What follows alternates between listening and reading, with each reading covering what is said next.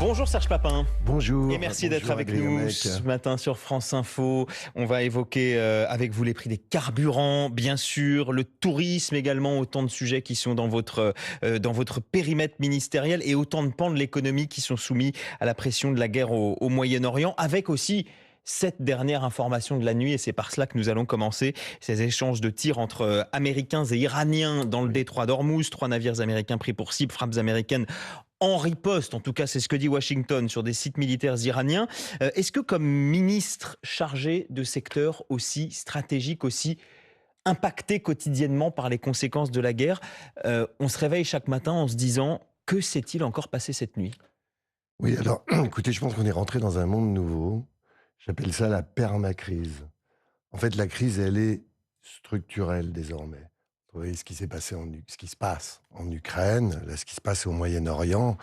Donc, en fait, par rapport à ce contexte maintenant, je pense qu'il faut à la fois, pour répondre à votre question sur le périmètre qui est le mien, il faut résister et s'organiser.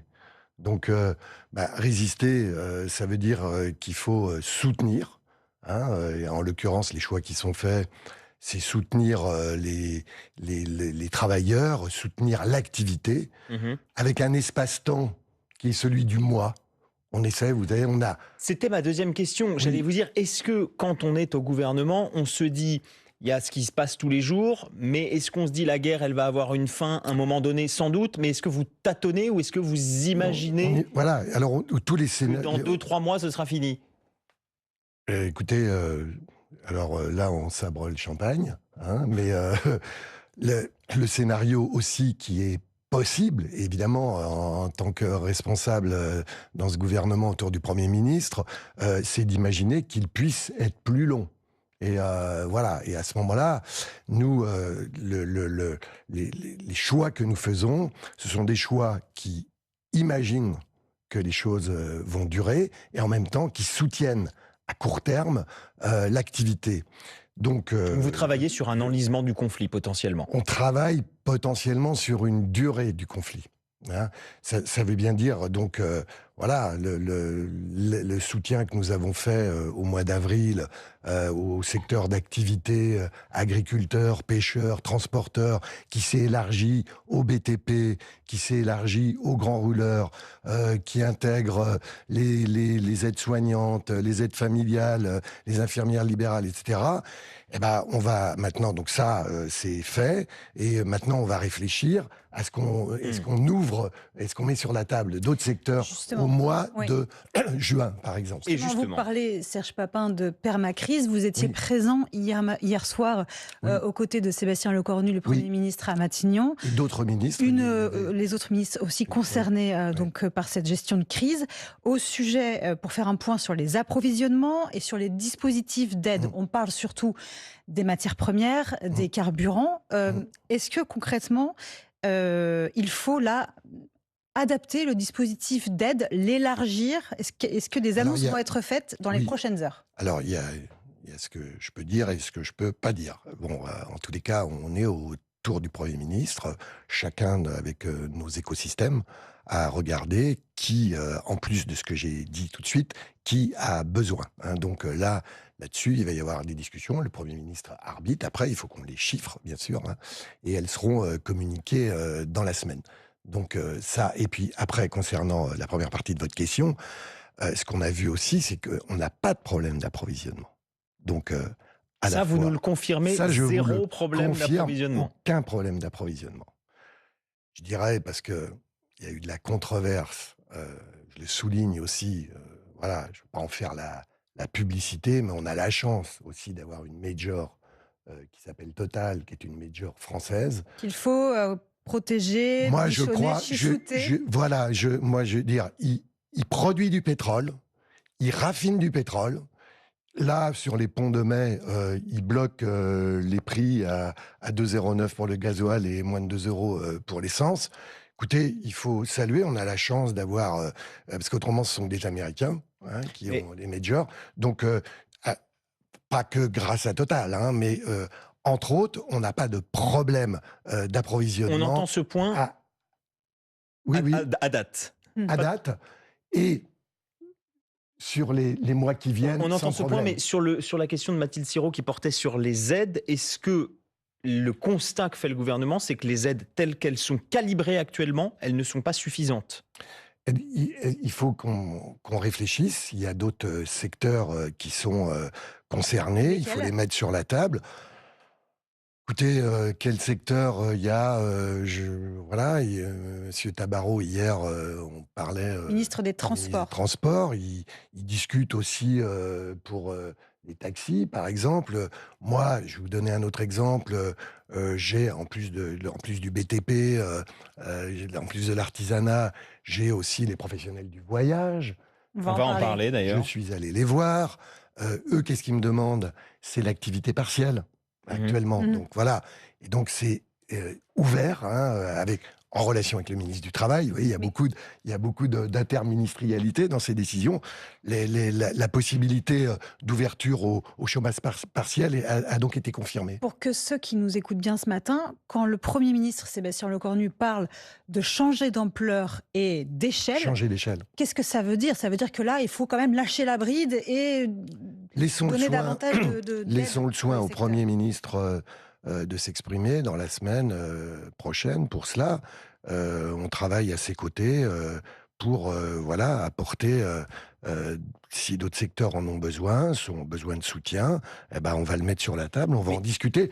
Bah, à chaque fois, il faut qu'on chiffre les propositions, parce que je vous rappelle qu'on a, on a des comptes publics qui sont ce qu'ils sont, on a une dette, caisses sont on s'est engagé à ne pas mettre... Et que chaque euro dépensé soit oui, compensé. et que la dette, Malgré parce que tout, Serge Papin, quand on va pas regarde... encore recreuser de la dette. Quand on regarde les déjà. chiffres à l'échelle européenne, ils sont quand même assez frappants. La France est le dernier pays de l'Union européenne. Alors il y a le Royaume-Uni qui est derrière, mais c'est pas l'Union européenne en termes de d'aide publique sur les carburants par rapport à sa richesse nationale. On est très loin derrière Chypre, le Portugal, la Slovénie, Oui. l'Espagne, même l'Italie. À un moment donné, qui réclame à l'Europe. L'Espagne a dépensé 4 milliards pour l'instant sur 3 mois en baissant la TVA. mais nous des D'accord. milliards, Alors, on ne pourrait pas les dépenser. Non, non. Donc ça non. doit toujours se compter en Non, centaines on a de un millions d'euros. engagement. Non, on a un engagement. À qui on fait payer après, Adrien Beck? Ça veut dire que si vous faites tournée générale maintenant, ça veut dire que vous laissez au suivant le soin de payer l'addition, en l'occurrence les contribuables. Non, mais ça, c'est, Non, on essaie voilà. juste de comprendre Moi, ce que veut non, mais dire changer d'ampleur. Alors, C'est tout. Écoutez, laissons le Premier ministre faire les annonces. Ce que je peux vous dire, c'est qu'on a des dispositifs qui n'existent pas dans les pays dont vous m'avez parlé. Ces dispositifs, ce sont lesquels? On a déjà le chèque énergie qui est ouvert à 4 millions de personnes, qui a été augmenté de 700 000 personnes nouvelles, qui va de 50 € à 277 € précisément. Quand est-ce qu'il pourra être perçu précisément? Maintenant, la prime d'activité qui a été mise en place aussi, donc de 600 € de plus. Hein, par mois. Donc ça, c'est des dispositifs d'aide qui soutiennent le pouvoir d'achat et qui n'existent pas dans ces pays-là. Je le cite aussi, puisque c'est cette semaine, c'est pas... voilà, on a, vous savez, pour les jeunes, pour les étudiants, le repas à 1 €. Donc il est opérationnel depuis avant-hier. Voilà. Ce n'est pas en lien avec la crise énergétique, c'était Non, dans les négociations avec le Parti socialiste oui, au moment non, du mais- budget. Oui, mais c'est un dispositif de soutien quand même qui existe, en plus des aides, et que ces pays-là n'ont pas du tout de la même manière. Alors justement, vous parliez des repas à 1 €, voilà, qui nous amène à parler de l'inflation alimentaire, puisque c'est un sujet qui est évoqué. Lactalis, notamment, a d'ores et déjà annoncé que ses prix allaient augmenter. Alors Lactalis, on ne connaît pas forcément, mais là, ça va parler à tout le monde. Président, Lactel, Galbani, vous qui avez dirigé Système U, vous connaissez, vous savez parfaitement comment se forment les prix. Oui. L'inflation, je crois qu'on ne la voit pas forcément toujours dès le début, mais on la voit parfois un peu après. Est-ce que vous pouvez nous dire ce matin, l'inflation, elle est déjà là et en Non. fait, on la verra un peu plus tard? Oui, alors, pour l'instant, il n'y a pas d'inflation dans les produits alimentaires. Ça, je peux le dire. Alors, moi, je pense qu'on fera un point à la fin du premier semestre, donc avant l'été. On fera un point. J'ai une réunion lundi avec Annie Genevard, la ministre de l'Agriculture, et toutes les parties prenantes. Il existe des clauses dans les contrats issus des négociations qu'on appelle les clauses de revoyure. et qui, à un moment, quand certains paramètres de hausse arrivent jusqu'à ces cliquets-là, peuvent déclencher une hausse qui sera très mesurée. Il C'est-à-dire ne s'agit pas. quelle On échelle? est l'inflation qui est prévue par l'INSEE à fin juin sera d'1,9%. Donc on sera pour les produits alimentaires en deçà, de mon point de vue, bien en deçà de ça. Et actuellement, il n'y a pas, à l'heure où on se parle, il n'y a pas Mais vous d'inflation. savez ce que sur c'est les produits l'inquiétude, c'est alimentaires. toujours de Oui, dire, pour mais l'instant, il n'y a écoutez, pas d'inflation, mais imaginons ce qu'on va se récupérer en septembre, où là, ça va on n'est pas. augmenter, parce qu'il y a quelquefois, ça prend un peu de temps. Donc ça, Il y a- vous nous dites, il n'y a pas d'inquiétude à avoir Non, et là-dessus puis, pour l'instant. c'est pas ce qu'on a pu connaître en 2022. On n'est pas dans des inflations aussi importantes qu'à l'époque. Là, il n'y a pas sur les matières premières agricoles, etc. Ça joue pas d'une manière Ça se joue sur le considérable. transport, sur Oui, alors ça joue. l'emballage. Ça Voilà, peut il y a jouer plein sur le de coûts, transport, ça peut qui jouer se sur le répercutent. packaging. C'est la Voilà, logistique, ouais. le packaging surtout, et potentiellement des intrants, hein, des engrais, etc. Donc c'est quand même dans un périmètre qui est assez bien serré. Mais Donc il n'y a pas, il y a pas une, comment dirais-je, une inflation galopante à attendre. Au contraire, c'est assez bien maîtrisé. Mais pour donc, ce que l'instant. vous nous dites, et c'est si j'ai bien compris ce que vous nous avez dit, c'est que potentiellement, il pourrait y avoir On au fera un besoin point. une réouverture, Non, non, des écoutez, négociations que j'allais, pardonnez-moi, je termine oui, juste pour que les auditeurs comprennent, des négociations avec la grande distribution. écoutez, on fera un point, on verra quelles décisions il faut prendre à la fin du semestre, là, Mhm. avant l'été. Il y a des dispositifs, encore une fois, dans les contrats qui existent pour faire face à aux augmentations de certains ingrédients qui constituent le prix. Donc pour l'instant, on en est là. Voilà, bah écoutez, on a bien compris, vous restez avec nous. Serge Papin, on va parler, vous avez commencé à l'évoquer, du tourisme. C'est juste après l'info en 1 minute, il est 9h moins le quart et voici l'heure du lieu. Moscou n'a pas fait la moindre tentative pour respecter sa trêve unilatérale, selon Volodymyr Zelensky, qui accuse la Russie d'avoir lancé au moins 850 drones cette nuit contre l'Ukraine. La Russie avait décrété une trêve de 2 jours pour les commémorations de la victoire des Alliés. Elle affirme avoir répliqué de manière symétrique à Kiev. Autre cessez-le-feu fragilisé, celui en Iran. Les États-Unis affirment avoir frappé des installations militaires iraniennes en réponse à l'attaque de 3 navires américains dans le détroit d'Ormuz. L'Iran, de son côté, accuse Washington de violer le cessez-le-feu, tandis que les Émirats arabes unis, eux, déclenchent leur défense aérienne contre des missiles et des drones iraniens. Il arrachait des dents saines à ses patients pour ensuite leur facturer des implants défectueux. Un dentiste de 61 ans a été condamné hier à 6 ans de prison ferme pour mutilation. Il escroquait ainsi la sécurité sociale. En foot, même scénario qu'au match aller. Strasbourg est donc éliminé en demi-finale de la Ligue Conférence face au Rayo Vallecano. Les Espagnols affronteront en finale les Anglais de Crystal Palace. France Info. Le 8h30 France Info, Adrien Beck, Mathilde Siro. Toujours avec notre invité ce matin, Serge Papin, ministre des PME, du pouvoir d'achat, mais aussi du tourisme. Et on va en parler avec vous puisque la saison approche et que vous avez commencé à nous en parler de ce sujet du chômage partiel que vous avez ouvert pour les entreprises du secteur. Les agences de voyage, oui, surtout. Est-ce que vous êtes d'abord inquiet sur les répercussions de ce conflit du Moyen-Orient sur la saison touristique et le secteur du tourisme en France? Est-ce que vous pouvez nous dire combien de salariés pourraient concerner ce chômage partiel? Alors, d'abord, sur la saison touristique qui s'annonce. Elle s'annonce, c'est un paradoxe peut-être, mais plutôt bien.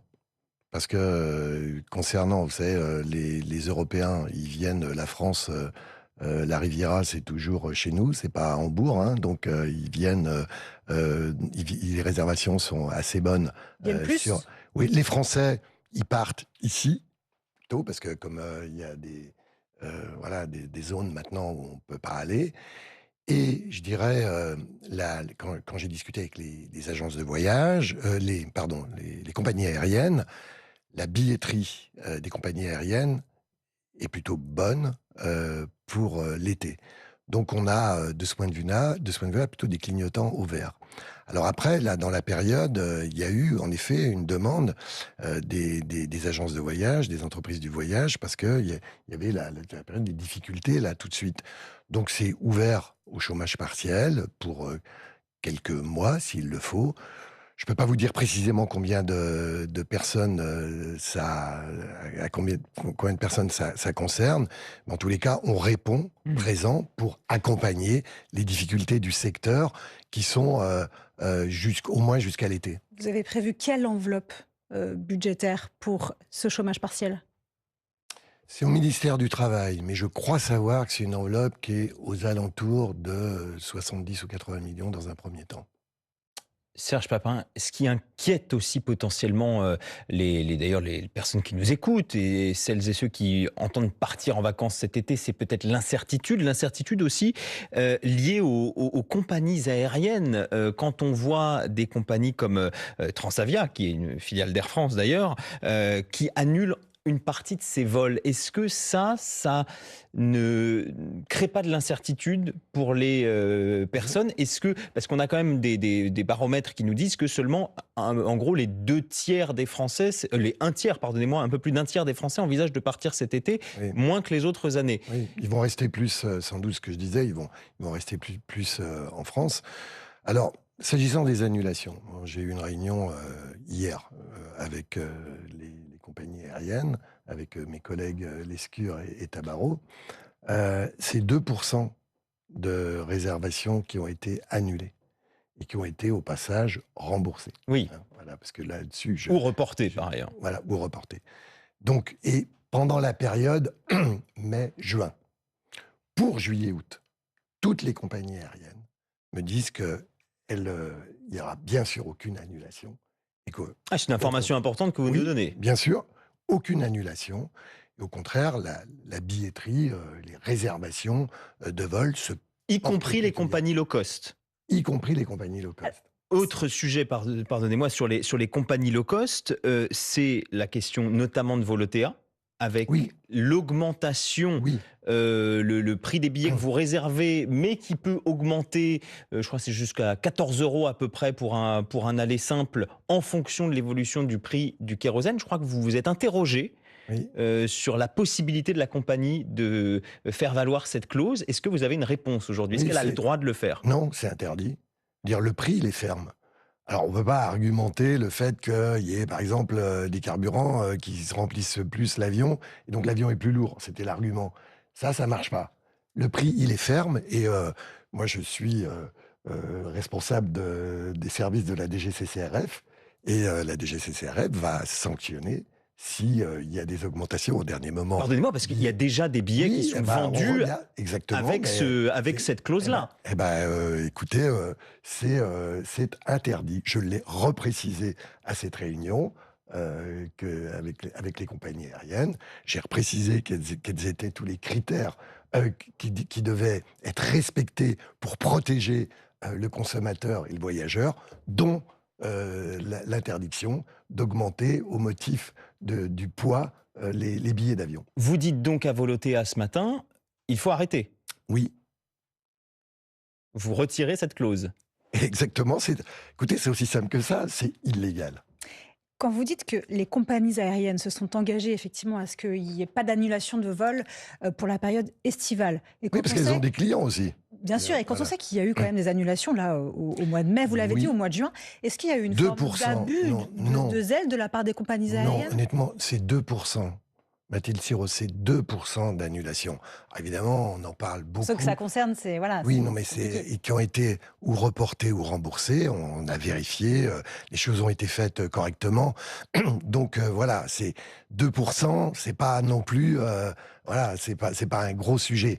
Et les compagnies aériennes se sont devant nous et on dit, mais voilà, pour la période estivale, qui est en même temps la période où ils font le plus de chiffre d'affaires, et c'est là aussi souvent le plus de rentabilité. Donc ils veulent pas se tirer une balle dans le pied en plus, hein. Donc ils vont, voilà, ils vont faire voyager les Français et les étrangers qui veulent venir chez nous tout l'été. On vous sent quand même très optimiste. À la fois, vous avez commencé cette émission en nous disant ça va être potentiellement une crise durable, parce que- la permacrise, vous avez Oui. prononcé ce terme. Et en même temps, on va avoir une bonne saison touristique, pas Ah ben d'inflation oui, alimentaire, tout on va fait- bien. Non, mais attendez, moi je suis pas là pour c'est pas parce qu'il y a la crise qu'on va rester dans nos baskets. Hein. Moi je suis là pour faire bouger les lignes. Alors effectivement, j'essaie de voir tout ce qui peut soutenir l'activité, bon, avec mes autres collègues ministres, avec le Premier ministre. Puis après, bah écoutez, la France, première destination touristique du monde, c'est quand même pas rien. Bah, la France est un pays sûr et il y a plein de gens qui veulent venir voir la France, hein, et puis un pays sécure. Puis en même temps, bah, il y a des Français qui vont se dire, bah, on va plutôt rester en France. Et sur notre tourisme d'intérieur, on a des pépites un peu partout. Hein. Donc j'étais en déplacement Des atouts, oui, c'est sûr. dans les Charentes la semaine dernière. On a le premier site gallo-romain d'Europe à Chassenon. Ah, voilà, c'est l'occasion de le découvrir. Petite par promotion exemple. ce matin. Voilà. Malgré tout, une croissance nulle, un retour de l'inflation, ce ne sont pas forcément de bonnes nouvelles. Est-ce la qu'il croissance y a quand nulle- même des inquiétudes sur le front macroéconomique? Est-ce que Il y a de est-ce qu'il l'attentisme. faut craindre une récession Il y a- malgré tout et voir Non. un choc économique à Alors, terme? il y a de l'attentisme. Aujourd'hui, on peut comprendre qu'il y ait de l'attentisme parce que il y a de l'incertitude, voilà. Donc, il y a de l'attentisme du côté des consommateurs qui arbitrent, on le voit bien, qui épargnent aussi. Hein. On est les champions du monde de l'épargne. Hein. Et puis, il y a de l'attentisme du côté des chefs d'entreprise qui disent, bon, voilà, pour l'investissement, pour les emplois. Donc, je le mesure bien, ça. Hein. Des Pour défaillances autant- d'entreprises aussi qui pourraient être encore plus oui, nombreuses? oui, alors on peut en parler de ça. Mais pour autant, la croissance qui est prévue, hein, parce qu'on résiste quand même, notre économie, elle résiste assez bien. La croissance qui est prévue, toujours pour l'INSEE, c'est 0,9. J'ai entendu le gouverneur de la Banque de France, M. Villeroy de Galhau, qui a précisé plutôt avec un 0,6 moyen. Mais bon, voilà, on est toujours en perspective de croissance, avec une inflation qui est contenue. Je rappelle qu'on est quand même l'inflation la plus basse des grands pays d'Europe. Hein. En Angleterre, on est à 3,5. En Espagne, on est plus que nous. Donc voilà, on a quand même des ingrédients macroéconomiques qui tiennent bon. Hein. Donc ça, c'est quand même quelque chose dont il faut se réjouir. Est-ce que quand même, vous ne vous dites pas que de l'inflation, une croissance un peu faible, une crise énergétique, tout cela ne va pas avoir un effet dans la campagne présidentielle l'année prochaine et par définition servir plutôt ceux qui apportent des solutions clés en main? Oui, alors les solutions clés en main, je voudrais savoir lesquelles, hein, parce que ceux qui... Baisser les ceux taxes, qui- par ceux- exemple, oui, plafonner ceux qui les prix du ratissent. carburant. Non, mais qui c'est qui paye, encore une fois, c'est qui c'est qui paye l'addition de tout ça? Je vous concède que c'est Le- plus confortable d'être dans l'opposition. con- N'empêche que le certains con- pays l'ont fait. Le contribuable, oui. Écoutez, si la crise dure, on verra. Nous, on prend des mesures qui sont des mesures ciblées et qui sont des mesures aussi, encore une fois, pour le mois, mais qui sont là pour le temps long. Hein, voilà.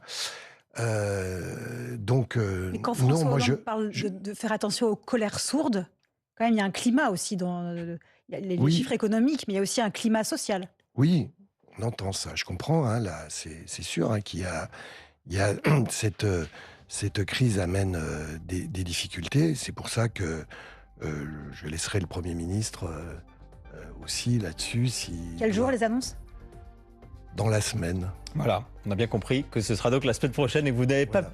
vous ne pouvez rien nous dire Il y a des quasiment choses- ce matin. Écoutez, Il a la prééminence. le Ça fait Premier une ministre. demi-heure qu'on est ensemble, je vous dis des choses.